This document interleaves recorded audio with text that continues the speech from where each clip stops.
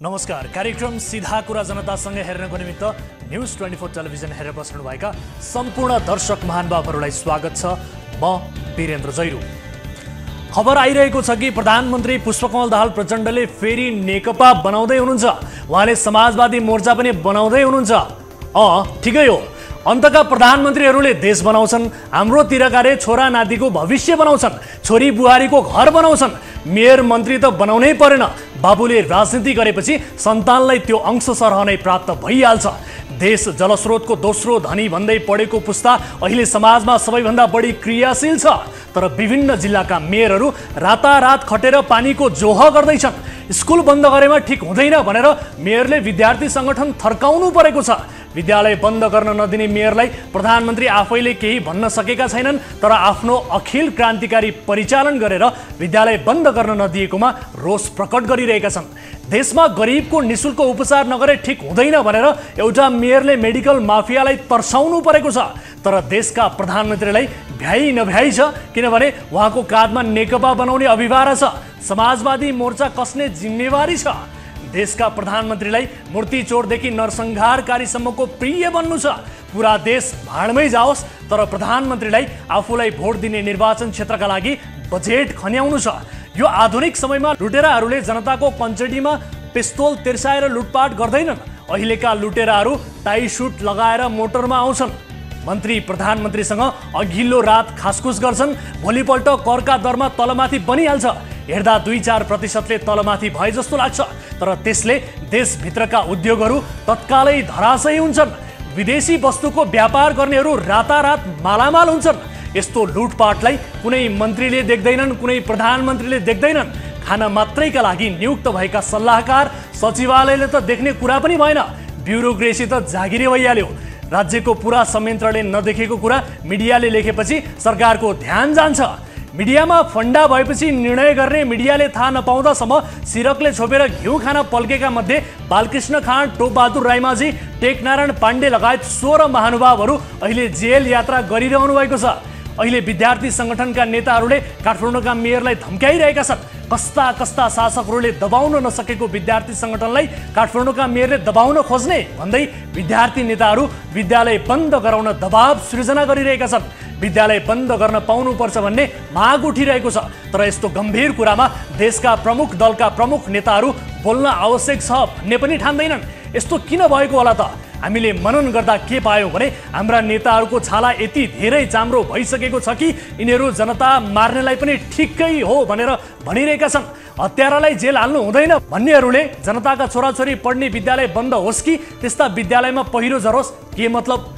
दर्शकहरू, एउटा कुरा स्मरण गर्नुहोस् त, टिकापुर नरसंहारका मुख्य योजनाकारलाई जेल हाल्नु हुँदैन, निकाल्नुपर्छ, सजाय दिनु हुँदैन भन्नेहरू को हुन्?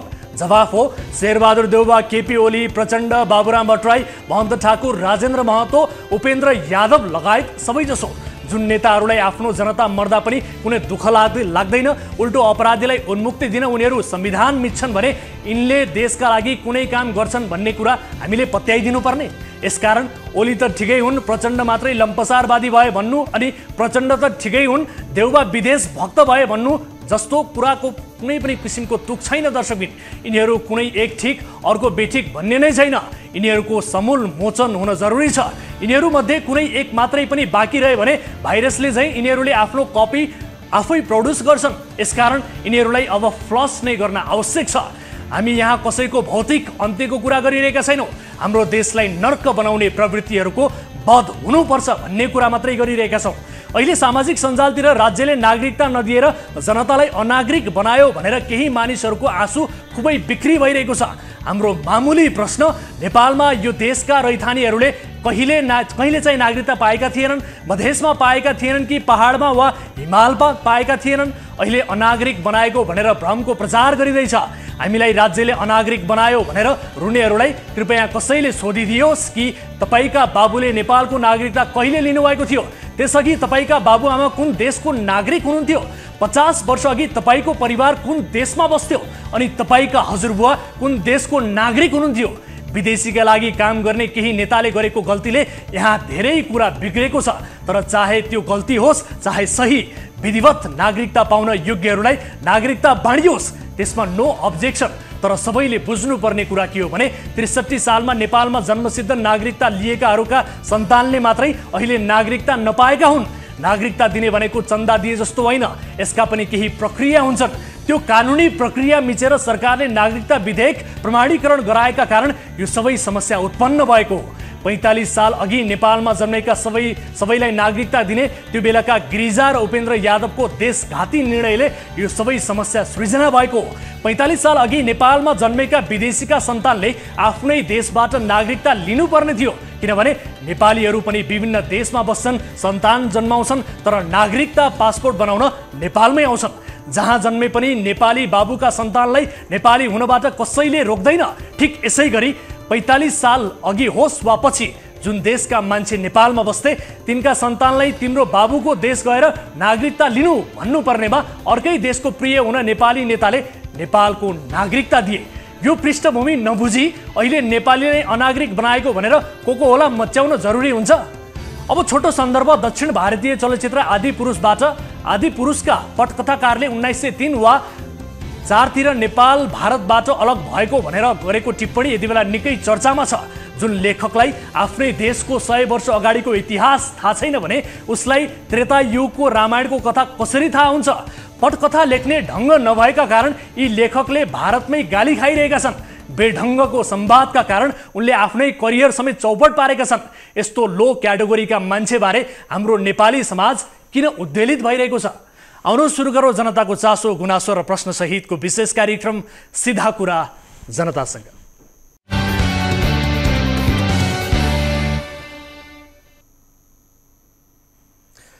ब्रेकपछि स्वागत छ दर्शकहरू। कार्यक्रम सीधा कुरा जनतासँगको एउटा नयाँ श्रृङ्खलामा उपस्थित भइसकेका छौँ। आम नागरिकको चासो गुनासो र प्रश्नहरू समेट्दै ती विषयको जवाबदेहिता खोज्ने र कुनै पनि विषयको समाधान खोज्ने यस कार्यक्रममा आज हामीले खास गरी दक्षिण भारतीय फिल्म आदिपुरुषको संवाद भारतमै सुधार नगरेसम्म काठमाडौँ महानगरभित्र कुनै पनि हिन्दी फिल्म चल्न नदिने भनेर बालेन शाहले घोषणा गरेको विषयलाई समावेश गर्दैछौँ र यस विषयमा थप कुराकानी पनि आजको कार्यक्रममा गर्दैछौँ। यस्तै काठमाडौँ महानगरकै एउटा अर्को प्रसङ्ग पनि आजको कार्यक्रममा समावेश हुनेछ।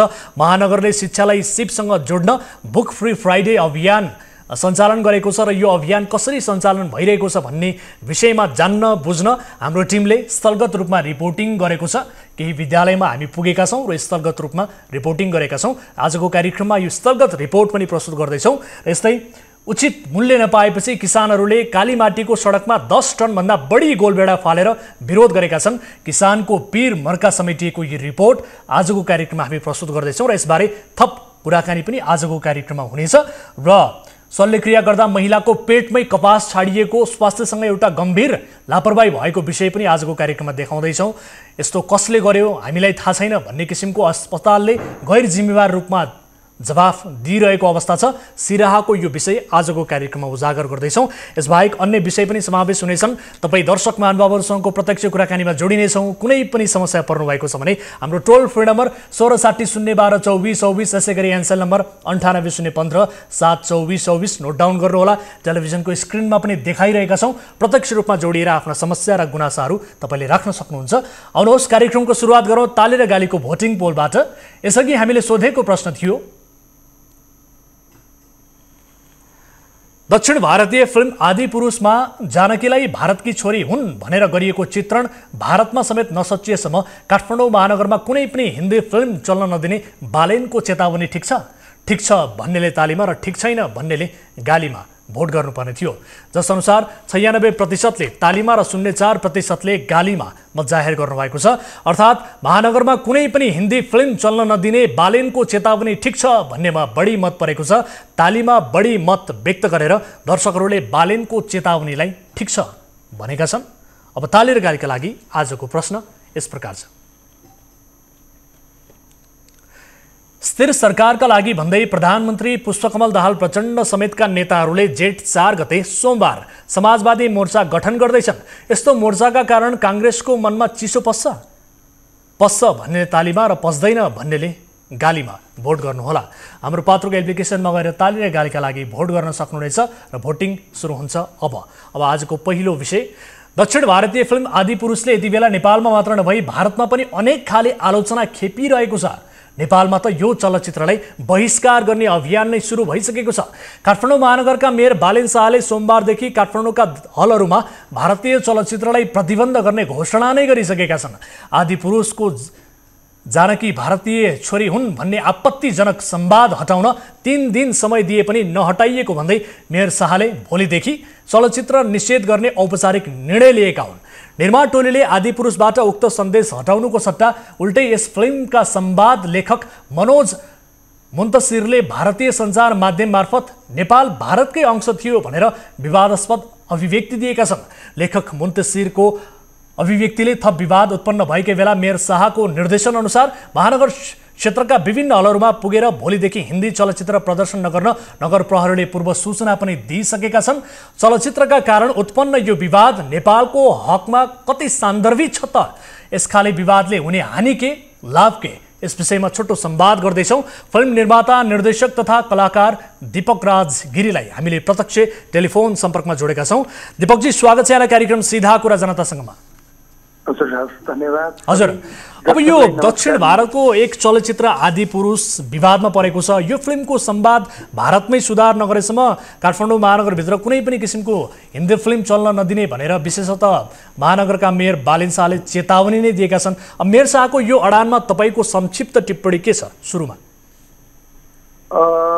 म चाहिँ यसमा स्पष्ट के छु भने म बालेन शाहजीले उठाएको अघिल्लो कदमबाट म पूर्ण सहमत थिएँ उहाँसँग नै उहाँलाई मैले सपोर्ट गरेर लेखेँ पनि। अब हाम्रो दायित्व पनि हो एउटा नेपाली भइसकेपछि धार्मिक आस्थाका कुराहरूमा छेडछाड गरिनु राम्रो लाग्दैन, किनभने यसै पनि धर्म भनेको सेन्सिटिभ हुन्छ। अब आजकल अझ हामी हिन्दूहरू त अझ अलि लोयल छौँ, मलाई अझ लोयल छौँ जस्तो लाग्छ। हुन त सबै धर्महरूको आफ्नो सबैलाई आफ्नो आफ्नो परम्परा छ, आफ्नो विशिष्टता छ।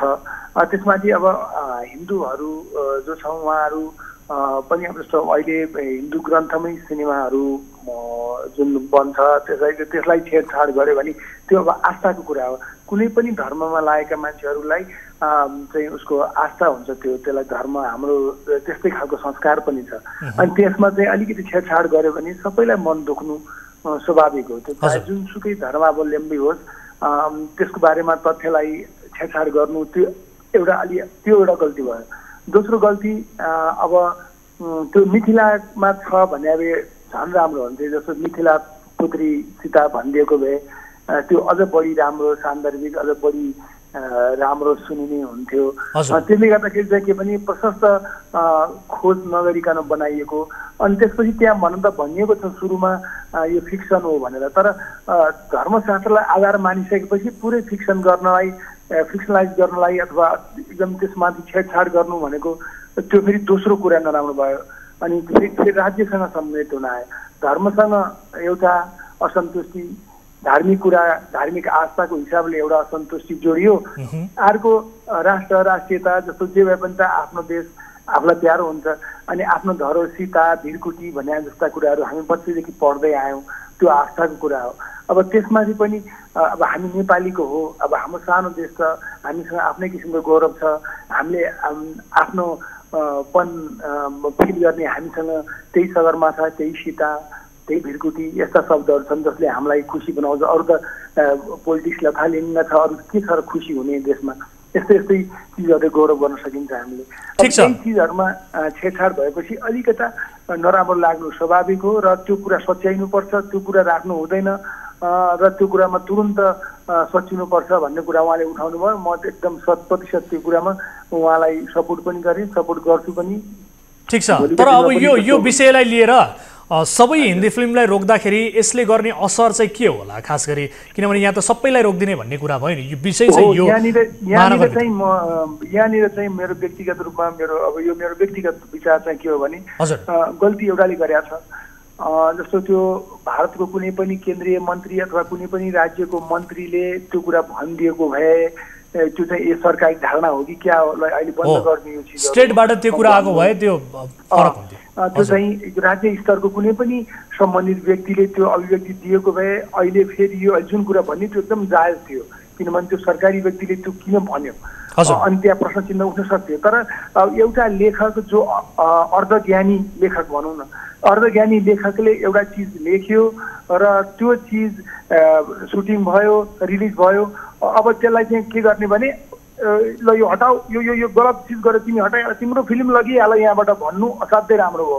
तर अब उसले गरेका गल्ती चाहिँ अब अरू यहाँ थुप्रै व्यापारीहरू छन्, व्यापारको मात्र कुरा भएन, प्यार नै ठुलो हो, देश नै ठुलो हो। तर त्यहाँसँग सम्बन्धित एउटा सानो त्यो हलमा काम गर्ने साना कर्मचारीहरू छन्, सिनेमा हलमा आश्रित छन् होला, कोही त्यहीसँग सम्बन्धित कसैले व्यापार गरेका होलान्, त्यही रेस्टुरेन्ट खोल्या होलान्, त्यही हलमा पपकर्न बेचे होला अथवा के गरे होला, ती सबै मानिसहरू यो व्यापारमा संलग्न छन् जसलाई चाहिँ अब एउटा ठुलो व्यवसायमा एउटा चिज कटाइदिएपछि त्यसको असर पनि पर्छ। अनि एकमाथि जसले गल्ती गरेको हो सजाय उसले भोग्नुपर्छ। र बरु के भन्न सक्यो भने यी लेखकले लेखेका कुनै पनि सिनेमा भन्न सकियो, अब आउने सिनेमा पनि भन्न सकियो। त्यसले गर्दा हुन्छ। फेरि हाम्रो जस्तो देशको जस्तो चाइना इन्डियाको बिचमा बसेको हाम्रो देशको आफ्नै किसिमको विशिष्टता छ। हामी आफ्नो राष्ट्रियताको लागि एकदमै धेरै सचेत पनि हुनुपर्छ र मित्रता पनि नतोडियोस् है भनेर एकदम सजग हुनुपर्छ। हामी एकदमै ब्लेडको धार जस्तोमा अडिएको छ हाम्रो यो चाहिँ भौगोलिक अवस्था अथवा तपाईँ भन्नुहुन्छ भने हाम्रो कूटनीतिज्ञहरूले अपनाउनु पर्ने कूटनीति असाध्यै संवेदनशील छ। त्यस कारणले गर्दाखेरि मलाई चाहिँ त्यस्तो लाग्छ। ठिक छ, अब दक्षिण भारतीय सिनेमाको कुरा त यसपटक मात्रै विवादमा पर्यो होइन, तर बलिउडको एउटा सिनेमाले यसअघि के पनि चित्रण गरेको थियो भने नेपालीको जिङमै चौकीदार हुने गुण हुन्छ भनेर एउटा सन्देश दिएर फिल्म बनाएको थियो। अरू धेरै फिल्ममा नेपाली भनेका बहादुर चौकीदार मात्रै हुन्छन् भने चाहिँ नेपालीलाई होच्याएर पनि देखाउने गरेका छन् र यो पनि सत्य अथवा तथ्य छ कि केही भारतीय सिनेमाले नेपालको मान सम्मान पनि गरेका छन्, यसलाई नकार्न सकिन्न। यी समग्र जुन परिवेश छ, यी समग्र जुन दृष्टान्त छ, यसलाई हेरेर तपाईँलाई के लाग्छ कि भारतीय फिल्म मेकरहरू नेपालबारे जसो गरे पनि चल्छ भन्ने मानसिकताबाट ग्रसित छन्? यस्तो छ, सिनेमा भनेको एउटा फिक्सनको संसार पनि हो। अनि मानिसहरू कथा खोज्ने क्रममा एउटा म लेखकको नाताले के भन्छु भने एउटा पात्र कल्पना गर्छन् अनि त्यो कुन देशको कुन ठाउँको भनेर लेख्छन्। अनि त्यो ठाउँको बारेमा कहिलेकाहीँ अर्ध ज्ञान लिएर अथवा पुरै ज्ञान नभएर अनि त्यो त्यसरी चरित्र चित्रण गरिन्छ। अनि बहादुर भनेर राखिन्छ होला अथवा त्यसको चरित्र चित्रण एकदमै गौरव गर्ने खालको हुँदैन होला। यो फेरि हाम्रो जस्तो सानो र संवेदनशील देशमा यो हामी सानो कुरामा पनि हाम्रो मन कमलो छ, हामी राष्ट्रियताप्रति एकदमै सजग छौँ, सतर्क छौँ र चिन्तित पनि छौँ र हामीले त्यस्तो सोच्नु रङ होइन। त्यसको लागि चाहिँ अब जिम्मेवार को हो भने हामी हो। उनीहरूलाई सिनेमै नबना भनेर किन भन्न सक्दैन भने भारत र पाकिस्तानको वारको बारेमा कति फिल्म बनिएको छ, पाकिस्तानलाई चोट पुग्ने कति फिल्म बलिउडले बनाइदिएको छ। त्यस्तो फिल्मलाई पाकिस्तानले के गर्छ भने हाम्रो देशमा अलाउड छैन भनिदिइहाल्छ र उनीहरूले रोकिदिइहाल्छ। अनि फेरि नेपाल र भारतको सम्बन्ध र पाकिस्तान र भारतको सम्बन्ध फरक छ होइन। अब नेपाल र हाम्रो भारतको सम्बन्ध अझै अब क्लोज भएको कारणले गर्दाखेरि यस्ता घटनाहरूले अथवा यस्ता संवेदनशील चिजले सम्बन्धमा आँच आउन सक्छ भनेर चाहिँ हामी सम्बन्धित लेखकले कलाकारहरूले नै बुझ्नुपर्ने कुरा हो जसले यस्ता चिजहरू उत्पादन गर्छ। र त्यो उत्पादनलाई दुरुत्साहित गर्नलाई जस्तो आदिपुरुष रोकियो नेपालमा भन्ने समाचार नै काफी छ। जस्तो भारतमा अब अहिले के भयो, ओहो नेपालीहरू संवेदनशील छन् है, आफ्नो यस्तो चिजमा आँच आयो भने त्यो सिनेमा नेपालमा चल्नै दिँदैनन् भन्ने सन्देश नै मेरो विचारमा यो सबैभन्दा ठुलो सन्देश हुन्छ। र भविष्यमा अब यो जुन खालको अहिले बालेनजीले अपनाउनु भयो त्यसले एकदमै राम्रो सन्देश गएको छ, प्राइमरी सन्देश एकदम राम्रो गएको छ। भारतमा पनि चलचित्रकर्मी सबैले नेपालीले उठाएको कुरा जायज छ भनिरहेछन्। हो, मलाई लाग्छ हामीले रामबाण हानिसक्यौँ, अब चाहिँ फेरि के गर्यौँ, अब फेरि धेरैतिर जानु हुँदैन। अब यति भएपछि नै मलाई लाग्छ भविष्यमा कुनै पनि निर्माताले नेपालको सन्ततिलाई अथवा नेपालको त्यसलाई भन्नु विभूतिलाई माफ गर्नुहोला विभूतिलाई अथवा हाम्रो संवेदनामा आँच आउने कुरा गर्दाखेरि मलाई लाग्छ दुईचोटि सोध्छ। अब ठिक छ दीपक राईजी, जस्तो हामीले रामबाण हानिसक्यौँ भनेर भनिरहँदा सीताको जन्म सीतामढीमा भएको त्यो ठाउँ अहिले पनि भारतमै पर्छ, यसकारण सीतालाई भारतीय नारी नै भन्नु ठिक हो भन्नेहरू पनि छन्। यसमा तपाईँको विचार चाहिँ के छ छोटोमा? हेर्नुहोस्, म चाहिँ अब मलाई सीता जानकी मन्दिर जनकपुरमा हो भन्ने कुरामा म पूर्ण विश्वस्त भएको मान्छे हुँ। म धार्मिक आस्था पनि एकदमै भएको मान्छे हुँ। त्यस कारणले सबै खालका अनेकौँ विचारहरू आउलान्, त्यो विचार सही हुँदैन।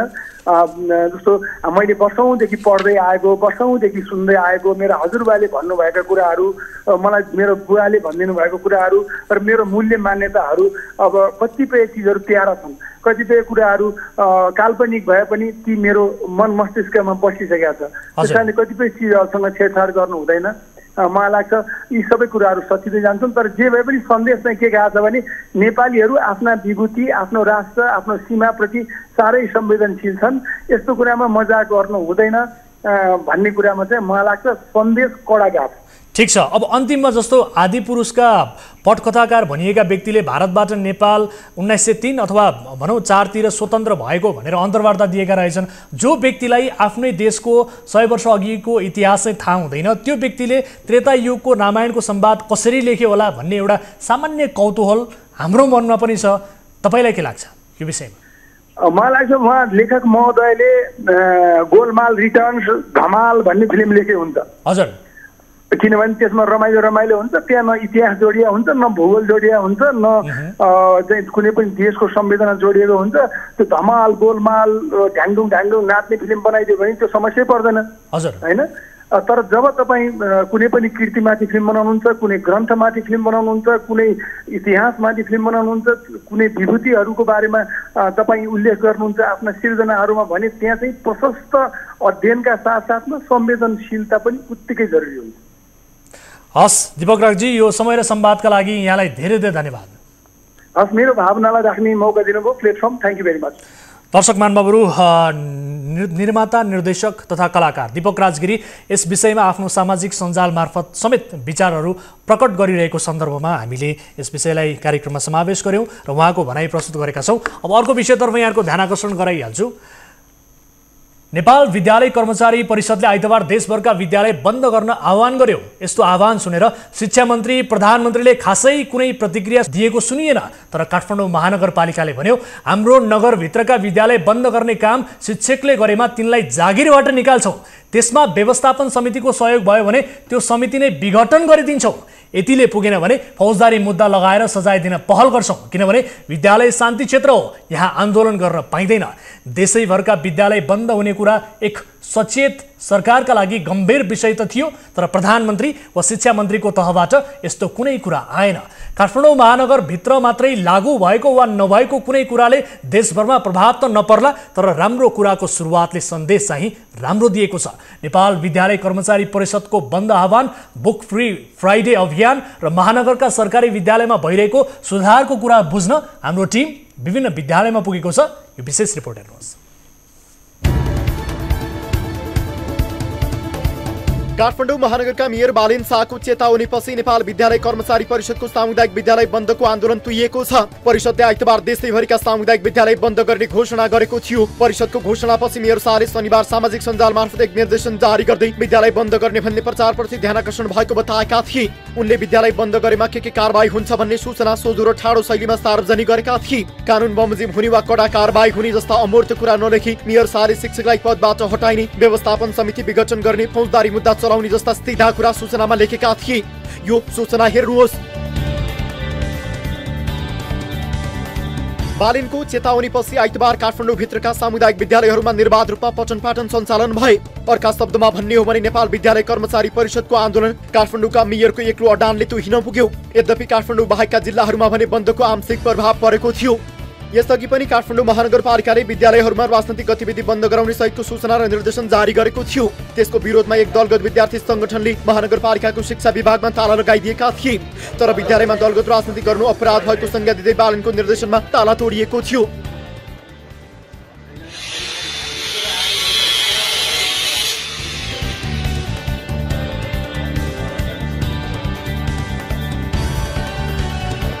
बालिन शिक्षा क्षेत्र सुधार्ने प्रयत्नमा हुँदैछ केही खास। फुटपाथ व्यापार, सडक पार्किङ, सार्वजनिक जग्गाको अतिक्रमण विरुद्ध उत्रेका बालिन पछिल्लो समय शिक्षा क्षेत्र सुधार्ने प्रयत्नमा देखिएका छन्। बालेनको नेतृत्वमा महानगरले सार्वजनिक शिक्षालाई सुधार्न केही राम्रा कार्यक्रमको सुरुवात गरेको देख्न सकिन्छ। खास गरी महानगरले हरेक शुक्रबार विद्यार्थीहरूलाई किताब मुक्त बनाउन शिक्षामा सिप र बुक फ्री फ्राइडे अभियान चलाइरहेको छ। नयाँ शैक्षिक सत्र सुरु भएदेखि नै महानगरभित्रका सामुदायिक विद्यालयहरूले कार्यक्रमलाई निरन्तरता दिइरहेका छन्। पाठ्य पुस्तकबाट प्राप्त हुने सैद्धान्तिक ज्ञानसँगै जीवन उपयोगी सिपमूलक तथा व्यावहारिक शिक्षा प्रदान गर्ने उद्देश्यसहित सुरु भएको यस कार्यक्रम अन्तर्गत कक्षा 9 मा अध्ययनरत विद्यार्थीहरूलाई उनीहरूको छनौट अनुसार 90 घण्टाको सिपमूलक तालिम दिइरहेको छ। महानगरले चलाएको शिक्षामा सिप र बुक फ्री फ्राइडे कार्यक्रमबारे बुझ्न शुक्रबार महानगरका मेयर बालेन शाह र उपमेयर सुनिता डङ्गोल सहितको टिमसँग हाम्रो टिम पनि केही विद्यालयमा रिपोर्टिङ गर्न पुगेका छौं।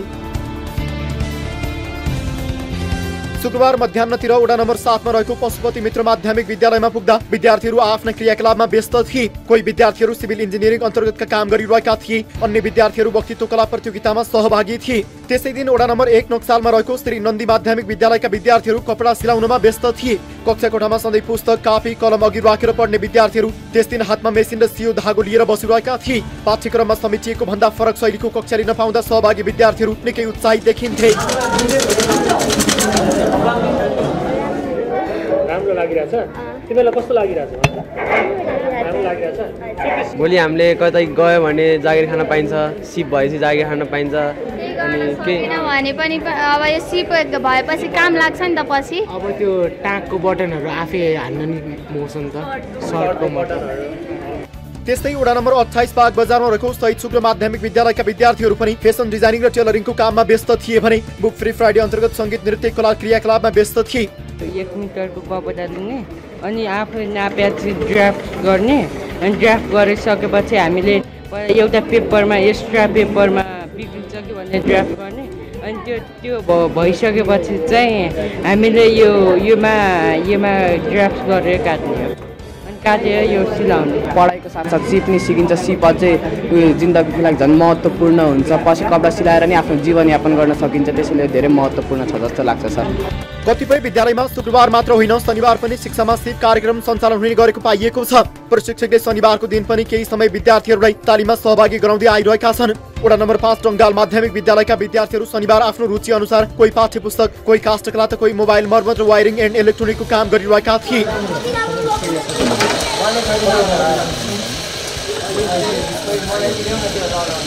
हामीले चाहिँ यो फ्राइडे र स्याटरडे सिकिरहेछौँ अनि हामीले अहिलेसम्म चाहिँ पेन होल्डर अनि किरिङ अनि फोटो फ्रेम अनि मोबाइल स्ट्यान्डहरू बनाइरहेछौँ है। अनि हामीलाई चाहिँ बुद्ध सरले सिकाइराख्नु भएको छ।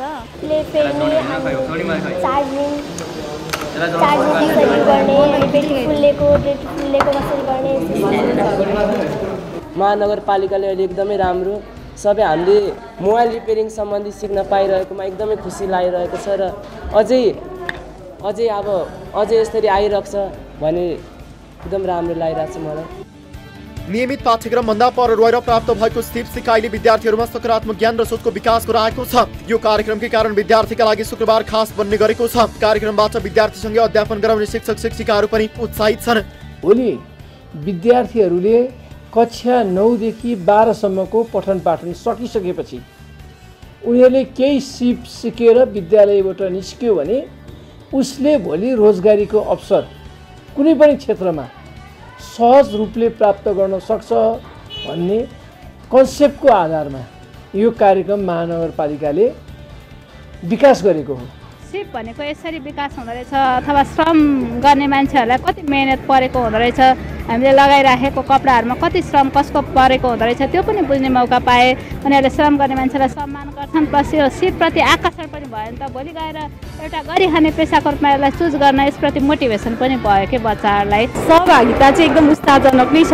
जम्मा हाम्रो 26 जना स्टुडेन्ट हुनुहुन्छ, रेगुलर 26 जना हुनुहुन्छ। अहिलेसम्म हामीले 2टा आइटम सिकायौँ।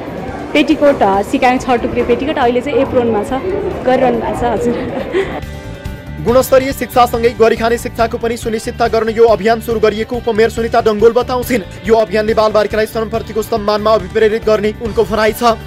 विशेष गरी हामीले शिक्षा भन्ने बित्तिकै किताब पढ्ने अनि किताबी ज्ञान लिने मात्र होइन, शिक्षा भनेको चाहिँ यस्तो जीवन उपयोगी भयो भने मात्र शिक्षाको अर्थ पुरा हुन्छ र जीवन उपयोगी सिपहरू चाहिँ हामीले स्कुली जीवनदेखि नै हामीले सुरु गर्नुपर्छ।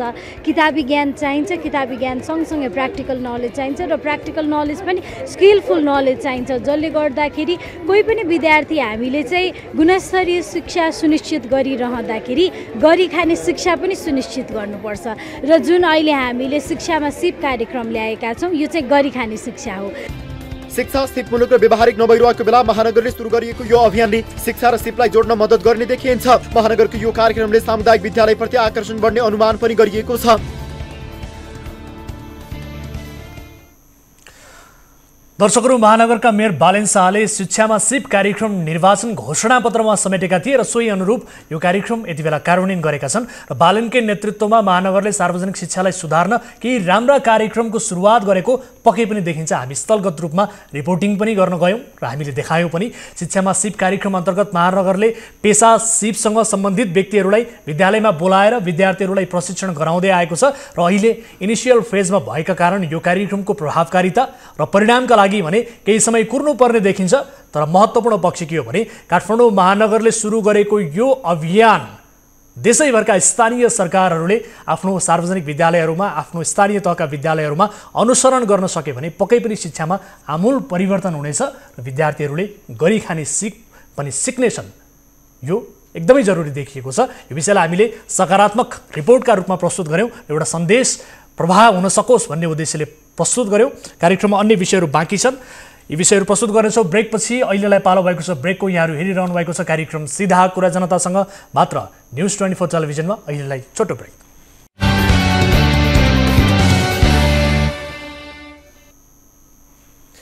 ब्रेकपछि स्वागत छ दर्शकहरू कार्यक्रम सीधा कुरा जनतासँगमा। अब अर्को विषय, चालु आर्थिक वर्षको सुरुको 10 महिनामा झन्डै 4 करोड किलो गोलभेडा भारतबाट आयात भएछ।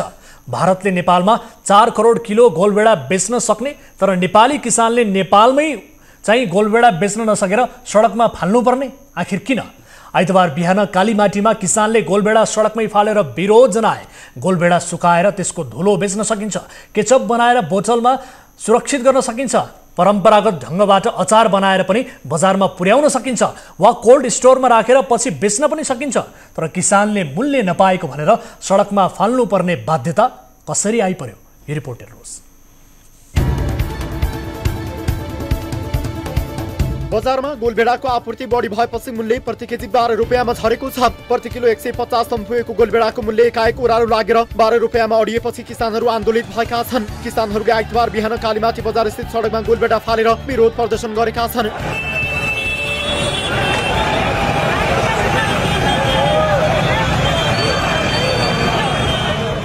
आफ्नो उत्पादनले मूल्य नपाएको भन्दै किसानहरू आन्दोलित भएका हुन्। बजारमै 12 रुपियाँ किलोमा पाइने गोलभेडाको मूल्य किसानले 5 रुपियाँ पनि पाउने स्थिति नभएपछि आन्दोलन गर्नु परेको उनीहरूले बताएका छन्।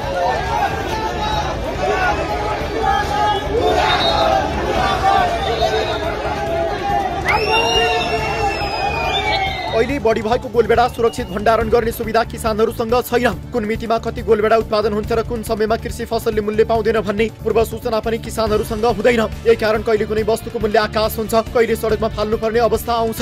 धेरै मेहनत र लगानी खर्च गरेर फलाएको गोलभेडाले बजार मूल्य नपाएको भन्दै किसानहरूले दुखेसो पोखे। विदेशबाट चाहिँ तपाईँ प्याकिङ आउँछ भने सस बनाएर आउँछ, दुनियाँ आउँछ, हाम्रो चाहिँ फाल्नुपर्ने कारण हेर्नुहोस् यहाँ कस्तो छ आफत। यही भएर धेरै पीडित परेछ हामी। तपाईँको अहिले त्यहाँ 10 लाखभन्दा नि बढीको फाल्यो गोडमेल।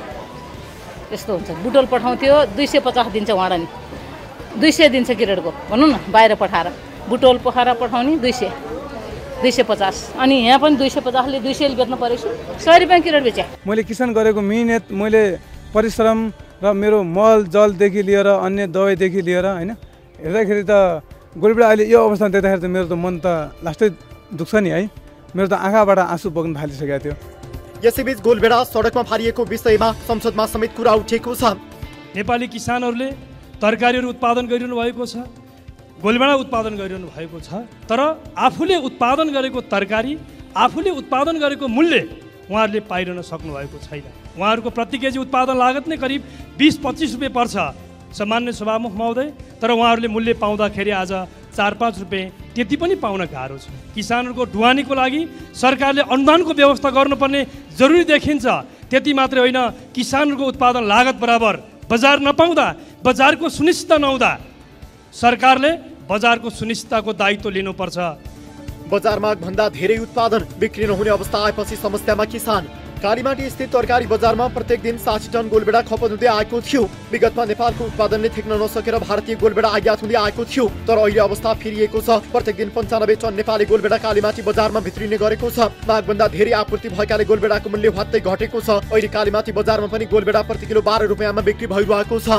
इतिहासमै यो पहिलोचोटि हुनुपर्छ यो टनेला टमाटर यति सस्तो भएको। तपाईँको उत्पादन धेरै भयो यसपालि है। तपाईँको गएको वर्ष चाहिँ तपाईँको यतिखेर पर किलो 100 रुपियाँ किलो थियो गएको वर्ष। त्यतिखेर महँगो भएको कारणले गर्दाखेरि अहिले तपाईँको यो वर्ष पनि त्यही भाउ हुन्छ कि भनेर तपाईँको उत्पादन धेरै भइदियो र यहाँ चाहिँ तपाईँको उत्पादन धेरै भयो र खपत भएन। त्यो हिसाबले गर्दाखेरि सस्तो भएको हो। किसानहरूले गोलबेडाको प्रति किलो 5 रुपियाँ पनि मूल्य पाउन सकेका छैनन्। गर्मीयामा गोलबेडा बिग्रिने जोखिम हुन्छ। विगतको भन्दा धेरै उत्पादन भएको र अन्य जिल्लामा पनि उत्पादन बढेकाले काठमाडौँको गोलबेडा बिक्री हुन नसकेको कालीमाटी फलफुल तथा तरकारी बजार विकास समितिले जनाएको छ। किसानहरूको उत्पादन तयार भएपछि टिप्नै पर्छ। समयमा नटिप्दाखेरि त्यसको अर्को असर हुन सक्छ हैन। तयार हुन लागि अन्य गोलबेडाहरूलाई पनि असर गर्न सक्छ। त्यो टिपिसकेपछि बजारको स्थिति राम्रो छैन, बजारमा खपत हुने स्थिति छैन भने त्यो अवस्थामा चाहिँ 2-4 दिन होल्ड गर्न सक्ने क्यापेसिटी किसानहरूको पनि वृद्धि गरिनुपर्छ, अथवा किसान स्वयंले पनि त्यो किसिमको सेवा सुविधाहरू आफूले पनि सिर्जना गर्न सक्नुपर्छ। त्यो भयो भने चाहिँ अहिलेको अवस्थाबाट अलिकति भयो भने किसानले आफूलाई सुरक्षित राख्न सक्थे, किसान सुरक्षित हुन सक्छ। भारतबाट सहजै हरिया तरकारी नेपाल भित्रिन्छन्, तर भारत निर्यात गर्न त्यति सहज छैन। भण्डारणको सुविधा पनि छैन। तत्काल बिक्री नभए वैकल्पिक उत्पादनमा प्रयोग गर्ने प्रविधि र प्रणाली पनि विकास गरिएको छैन। यस्तो अवस्थामा बढी गोलबेडा फाल्नुपर्ने बाध्यता आइलाग्छ।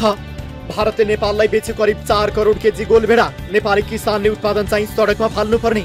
नेपाली किसानको गोलबेडा सडकमा फाल्नु परे पनि नेपालमा विदेशी उत्पादन चाहिँ राम्रैसँग आयात भइरहेका छन्। भन्सार विभागको आँकडा अनुसार भारत मात्रैले पनि नेपालमा गएको वैशाखसम्म 4 करोड किलो गोलबेडा बेचेको छ। विभागको वेबसाइटमा राखिएको यो आँकडा हेर्नुहोस्। भारतले नेपालमा वैशाखसम्ममा 3 करोड 98,89,246 किलो गोलबेडा निर्यात गरेको छ।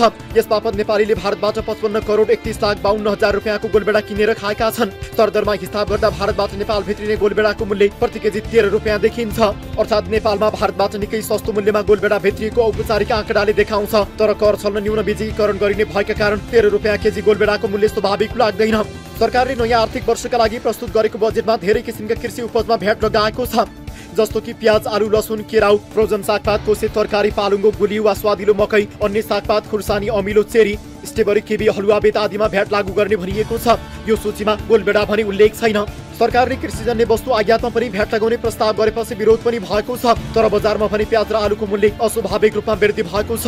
भन्सार विभागको तथ्याङ्क अनुसार नेपालमा वर्षेनी 3 खर्बभन्दा बढीको कृषि उपज र 28 अर्ब रुपियाँ बराबरको तरकारी तथा फलफुल आयात हुने गरेको छ।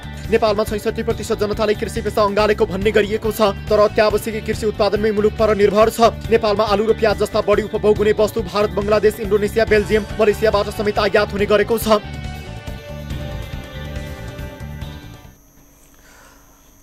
दर्शकहरू, यस विषयमा थप कुराकानी गर्नका लागि हामीले टेलिफोन सम्पर्कमा जोडेका छौं कृषि तथा पशुपक्षी विकास मन्त्रालयका प्रवक्ता प्रकाश कुमार सञ्जेललाई। प्रवक्ताज्यू, यहाँलाई स्वागत छ कार्यक्रम सीधा कुरा जनतासँगमा।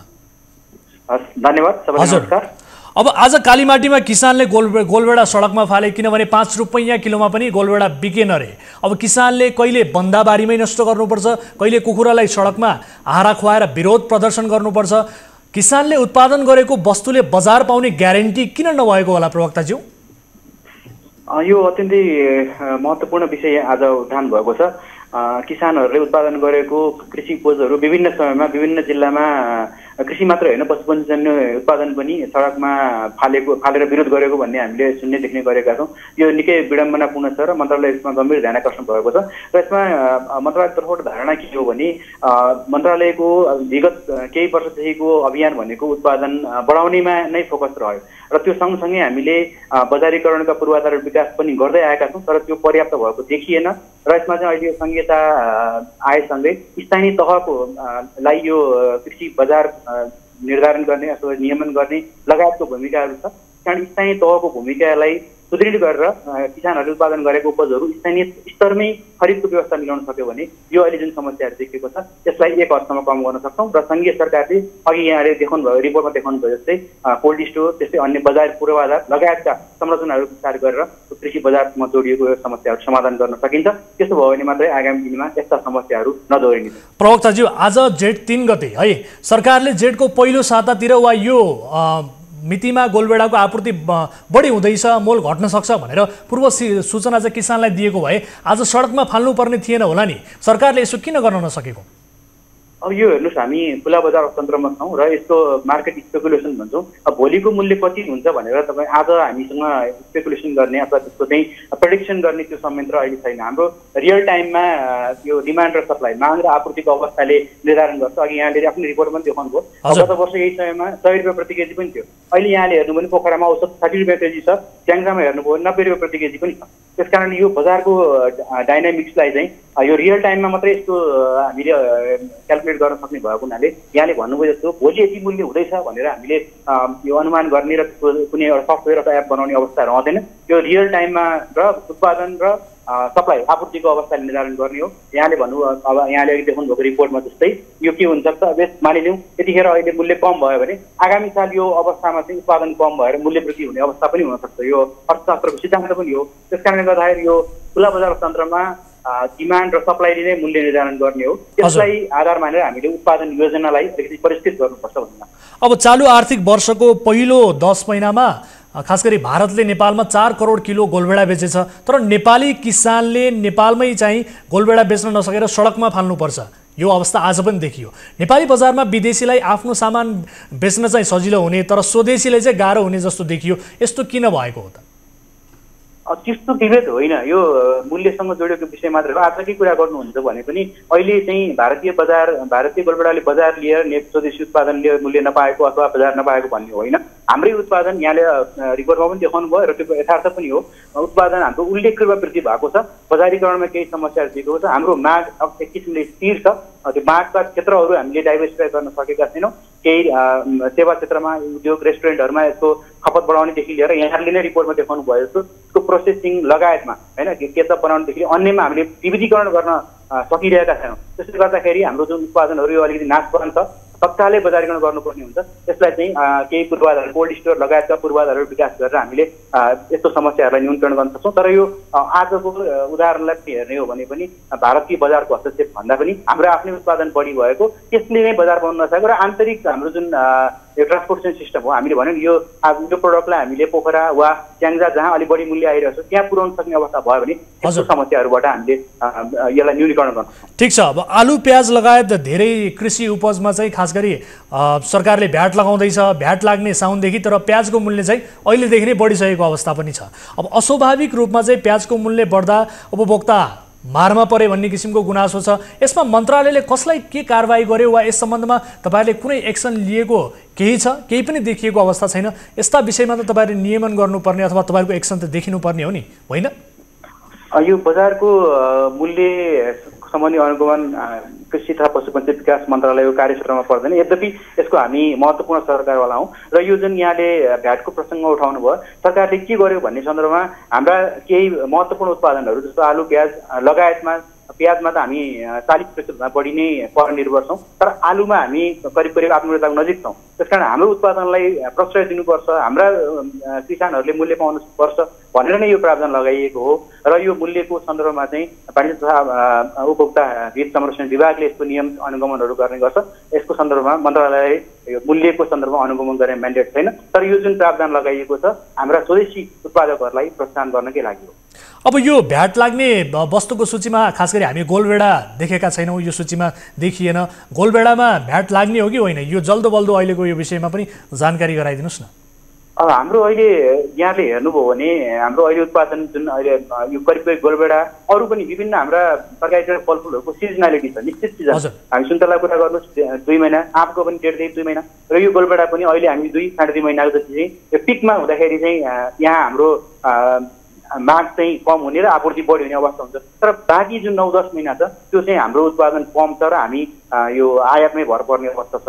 त्यस कारणले गर्दाखेरि हामी सबै कृषिबाली वस्तुमा एकैपटक यस्तो किसिमको भ्याटको व्यवस्था लगाउन सक्दैनौँ। त्यसले गर्दाखेरि अन्तिममा अन्तर्गत उपभोक्ता नै मार्न पर्छन्। त्यस कारण यो सिजनल ट्यारिफको प्रसङ्ग हामीले उठाएका छौँ। जुन सिजनमा हाम्रो बढी उत्पादन हुन्छ त्यो सिजनमा जस्तो केरा बढी उत्पादन हुने बेलामा अथवा घोलभेडा बढी उत्पादन हुने त्यो सिजनमा 2-3 महिनाको लागि ट्यारिफ भारतबाट आउने कृषि उपजहरूमा ट्यारिफ बढाउने र अन्य बेला चाहिँ एउटा एक किसिमको न्यून गरेर हाम्रो उपभोक्तालाई पनि राहत दिन सकिन्छ भन्ने हिसाबले यो सिजनल ट्यारिफको अन्तिम गर्छ भन्ने धारणा मन्त्रालयको। हस् प्रवक्ताज्यू, यस विषयमा मन्त्रालय गम्भीर रूपमा आफ्नो कदमहरू अगाडि बढाओस्, योजना ल्याओस्। कृषि प्रधान देशमा कृषकहरू नै मर्नुपर्ने यो अवस्था सृजना नहोस्। समय र संवादका लागि धन्यवाद। धन्यवाद मन्त्रालयको धारणा राख्ने अवसर दिनुभएको। दर्शक महानुभावहरू, यो किसिमको परिस्थिति जहिले पनि आउँछ। कृषि प्रधान देश भनिन्छ तर कृषकहरू नै सडकमा आएर आफ्ना फसलहरू सडकमा फाल्नुपर्ने यो बाध्यात्मक परिस्थिति छ। यति बेला कोही दर्शक हामीसँग जोडिनु भएको छ, उहाँको समस्या सुन्छौँ। भाइबर मार्फत जोडिनु भएको छ। नमस्कार, कहाँबाट जोडिनु भयो? यहाँहरू धेरैजना हुनुहुन्छ, कहाँबाट जोडिनु भयो यहाँहरू? सर हामी अहिले यहाँ मलेसियाबाट बोलिरहेको छौँ। मलेसियाबाट कतिजना हुनुहुन्छ तपाईँहरू? सबैजना एउटै कोठामा हुनुहुन्छ? हजुर, हामी यहाँ 23 जना एउटै कोठामा छौँ। हजुर। अनि हामीलाई मेन पावरबाट हजुर 1500 बेसिक भनेर 10 घन्टाको ड्युटी 2062 सेलेरी भनेर हामीलाई पठाएको। बस्नु पनि कम्पनीकै भनेर पठाएको। खाना चाहिँ आफ्नै हो, बस्नु चाहिँ कम्पनीकै तर्फबाट हुन्छ भनेर भनेको हामीलाई उहाँबाट पठाएको हो। हजुर। अनि सर हामीले अहिले यहाँ 1500 बेसिक पनि पाएको छैनौँ। अनि अब हामी यहाँ अहिले नयाँ आउँदाखेरि हामीलाई यहाँ एउटा सानो मिस्टेकले हुँदाखेरि पनि 21 दिन 22 दिन सस्पेन्डमा राखिदिने गर्छ कम्पनीले। तपाईँहरू के कामका लागि जानुभएको हो अनि कुन मेन पावर कम्पनीबाट जानुभयो? अलिकति भनिदिनुहोस् त यसबारेमा विस्तृत। के कामका लागि पुग्नु हो? हामी मुस्कान ओभरसिज मेन पावरबाट आएको हो सर। हजुर। हामी जय सुपेट प्लास्टिक कम्पनीमा आएको हो। के कामका लागि? हामी प्लास्टिक कम्पनीमै आएको हो सर। काम चाहिँ के हो तपाईँहरूको? बुझिनँ मैले स्पष्ट रूपमा। हाम्रो अब प्लास्टिक कम्पनीमा चाहिँ प्लास्टिक कम्पनीमा प्याकिङको लागि। हजुर हजुर हजुर। सबैजना त्यही कामका लागि हो? एउटै मेन पावर कम्पनीबाट जानुभयो कि फरक फरक छ? हजुर हजुर हजुर सर, हामी सबै एउटै मेन पावरबाट आएको हो। हजुर, एउटै कम्पनीमा आएको हो। अनि अहिले तपाईँहरूको मुख्य समस्या भनेको, तपाईँहरूको मुख्य गुनासो भनेको भनेअनुसारको सेवा सुविधा पाएन, तलब पाएन, कम पायौँ भन्ने नै हो कि अथवा त्यो बाहेक अरू पनि छ?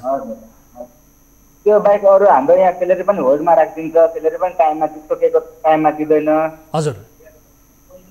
अनि हामीलाई यहाँ पैसा पनि अब रुमको भाडा पनि अब पैसा छ, रिङ्गिट पैसा काट्ने गरेको छ। प्लस बसको पनि अब बस भाडा 15 रिङ्गिट पनि काट्ने गरेको छ। हजुर। अनि अब हामीलाई हामी उहाँबाट एयरपोर्टमा छुट्ने बेलामा नि मेन पावरको मान्छेले के भनेको छैन, हामीसँग प्रत्येक व्यक्ति बराबर 3 लाख 3.5 लाख रुपियाँ पैसा असुल गरेर हामीलाई एयरपोर्टमा छुट्ने बेलामा कसैले सोध्यो भने 10,000 मात्र तिरेर हामी जान लागेको हो भनेर भन्नु लागेको। हजुर।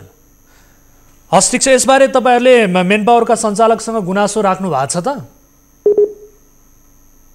अनि अब सर हामीले मेन पावरमा कन्ट्याक्ट गर्नु खोज्दाखेरि मेन पावरको जुन डाइरेक्टर हुन्छ डाइरेक्टरले फोन रिसिभै गर्दैन सर।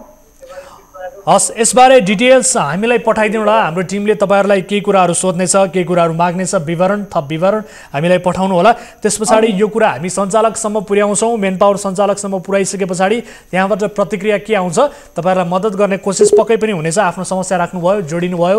मलेसियाबाट नेपाली युवा दाजुभाइ हुनुहुन्थ्यो। तपाईँहरूसँग छुट्टिन्छु अहिले त अहिलेका लागि।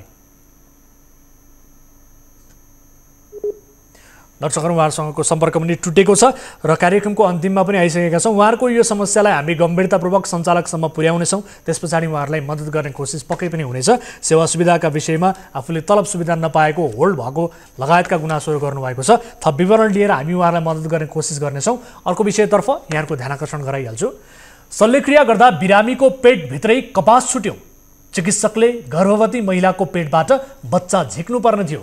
उनीहरूले शल्यक्रिया गरेर बच्चा त झिके तर बदलामा कपास राखेर बाहिरबाट सिलाइ पनि दिए। यो घटना मधेस प्रादेशिक अस्पताल सिराहामा भएको हो। महिलाको पेटभित्र कपास छुटेपछि आन्द्रा नै कुहियो। दोस्रो पटक शल्यक्रिया गरेर बिरामीको 31 इन्च आन्द्रा काटियो। चिकित्सकको लापरवाहीका कारण अब पीडित महिलाको जीवन कष्टकर बन्ने निश्चित छ। तर अस्पताल भन्छ कसले यस्तो गरेछ हामीलाई त थाहा छैन। सिराहाबाट टिभी जर्नलिस्ट दिलीप सहनीले पठाएको यो रिपोर्ट हेर्नुहोस्। महोत्तरीको गौशाला नगरपालिका 10 बटुवाका अजय कुमार महतो आफ्नो श्रीमतीको उपचारमा गम्भीर लापरवाही गर्ने चिकित्सकलाई कारबाहीको माग गरिरहेका छन्। तर प्रहरीले जाहेरी दर्ता नगरिदिँदा अजयमाथि थप तनाव थपिएको छ। अजयले श्रीमती रिङ्कू कुमारी सिंहको शल्यक्रिया गर्ने प्रादेशिक अस्पताल सिराहाका चिकित्सक डाक्टर तेजशंकर यादवमाथि कारबाहीको माग गर्दै 25 जेठमा जिल्ला प्रहरी कार्यालय सिराहामा केटानी जाहेरी दिएका छन्। रिङ्कूको शल्यक्रिया गर्ने क्रममा डाक्टर यादवले रगतले लतपतिएको कपास पेटभित्र राखेर शल्यक्रिया गरेका थिए। कपास पेटभित्र कुहिएर उनको आन्द्रामा असर गरेको, जसकारण फेरि शल्यक्रिया गरी 31 सेन्टिमिटर आन्द्रा काटेर फालिएको छ, जसका कारण अहिले रिङ्कू हिँडडुल गर्ने अवस्थामा छैनन्। शल्यक्रियाका क्रममा चिकित्सकले गरेको लापरवाहीले आफ्नै श्रीमतीलाई जीवनभर मानसिक तनाव हुन सक्ने भन्दै उनले लापरवाही गर्नेलाई कारबाही र पीडितलाई क्षतिपूर्ति दिनुपर्ने माग राखेका छन्। मेरो वाइफको डिलिभरी हुने बेलामा मैले यहाँ सिराहा प्रादेशिक हस्पिटलमा डिलिभरी गराएको हो। डाक्टर तेजशंकर यादवले डिलिभरी गराउनु भयो। उहाँले अपरेसन गर्दाखेरि भित्र चाहिँ टेट्रा छोडिराख्नु भएको रहेछ। त्यो हामीले पछि के अरे उपचारकै क्रममा काठमाडौँ गएर वीर हस्पिटलमा सिटी स्क्यान गराउँदाखेरि हामीले बल्ल थाहा भयो कि भित्र केही छोड्या रहेछ। त्यस पश्चात अपरेसन लगातार इमर्जेन्सीमै गर्नु पर्यो।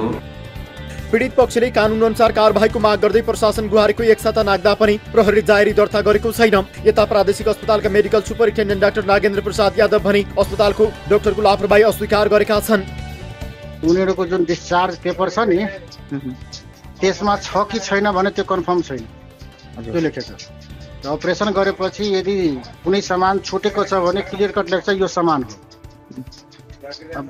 टेट्रा छ भने टेट्रा लेख्छ, गज छ भने गज लेख्छ, तर त्यसमा कहिले राखेको छ यो सामान हो छ कि छैन त्यो कन्फर्म गरेको छैन है। कहिले काहीँ के हुन्छ पस जमेर त्यसै ढिका जस्तो देखिन्छ, त्यो पनि हुनसक्छ। त्यसरी कन्फर्म त्यहाँबाट छैन, त्यसैले भन्न सकिँदैन यही छ भनेर।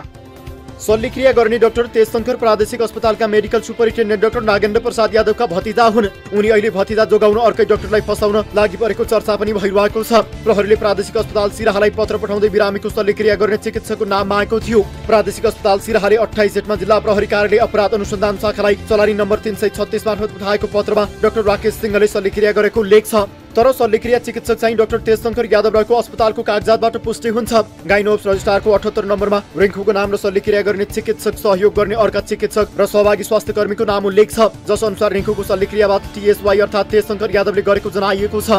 प्रादेशिक अस्पतालमा सिराहाका सूचना अधिकारी अशोक कुमार सिंहले रिङ्कूको शल्यक्रिया प्रादेशिक अस्पतालमै भए पनि कुन चिकित्सकले गरेको हो भन्ने आफूलाई जानकारी नभएको बताएका छन्। दर्शकहरू, यस विषयमा अस्पताल प्रशासनसँग जवाफ लिने कोसिस हाम्रो थियो, तर समय अभावले लिन सकिएन। यद्यपि यो घटना अत्यन्त गम्भीर घटना छ। एउटा महिलाको स्वास्थ्यमाथि गम्भीर रूपमा खेलवाड गरिएको छ। यस घटनामा संलग्न चिकित्सकलाई कडाभन्दा कडा कारवाही होस् र सुनिँदैछ। यति बेला जो संलग्न थिएनन् उनलाई भने फसाउन खोजिँदैछ, जो संलग्न थिए उनलाई जोगाउन खोजिँदैछ। यो किसिमको चर्चा भइरहँदा सरकारवालाको गम्भीर रूपमा ध्यानाकर्षण गराउन चाहन्छौँ र यो विषयलाई हामी फलोअप गर्नेछौँ भन्दै आजलाई यिनै विषयहरू प्रस्तुत गर्दा गर्दै कार्यक्रमको निर्धारित समय सकिएको छ। कुनै पनि समस्या पर्नु भएको छ भने हाम्रो टोल फ्री नम्बर 1660122424, एनसेल नम्बर 9801572424 मा 24 घण्टा तपाईँले सम्पर्क गर्न सक्नुहुन्छ। आफ्ना गुनासाहरू टिपाउनुहोला र आफ्ना समस्याहरू तपाईँले बताउनु भयो भने ती समस्याको समाधान गर्ने कोसिस हाम्रो टिमले गर्नेछ भन्दै कार्यक्रम सीधा कुरा जनतासँगबाट म वीरेन्द्र जैरो बिदा हुन्छु। नमस्कार।